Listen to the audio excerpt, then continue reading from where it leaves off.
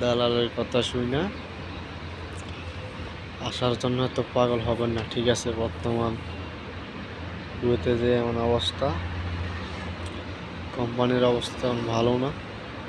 যে কোনো কোম্পানি বলতে আছে লোক ওভারলাইনে বসে রাখছে, ডিউটি দিতে পারতে আছে না আর কি।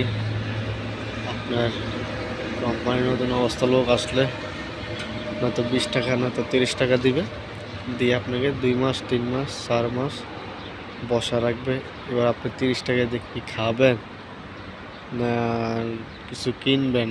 পাতিলা কিনবেন, ডেকসি কিনবেন, মোবাইলে ভরবেন, কথা বলবেন, দোকানে যাবেন, মার্কেটে যাবেন, কোনো কিছু করতে পারবেন না।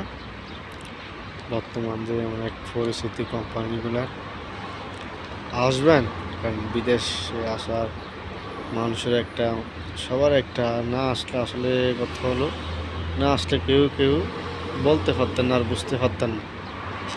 হয়তো আসলে বুঝবেন, যারা আছে তারা এখন বুঝতে আছে বর্তমান অবস্থা কেমন।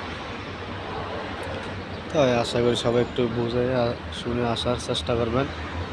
তবে আত্মীয় স্বজন কেউ থাকলে জেনে শুনে আসার চেষ্টা করবেন। ঠিক আছে, কি আর বর্তমানে কাজের অবস্থা তেমন একটা বেশি পাওয়া যায় না। আপনি কোম্পানি ডিউটি পাবেন 8 ঘন্টা, যদিও আসেন 8 ঘন্টা পর প্রায় 8 ঘন্টা টাকায় আপনার খানা, তারপরে আপনার চলায় জায়গায় আপনার 30-35 টাকার মতো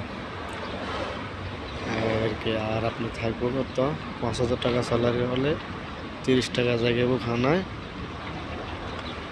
আর আপনার থাকবে 45 টাকা, কত 45 টাকা থাকবে। এই 45 টাকা বাংলা আপনার 17-18 হাজার টাকা হবে এই আর কি।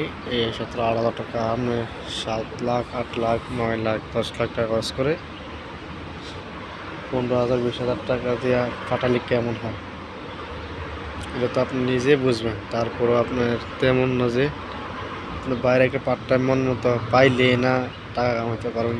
পার্ট টাইম তো পাওয়াটাই বড় মুশকিল বর্তমান সময় আর কি। আচ্ছা, ওকে।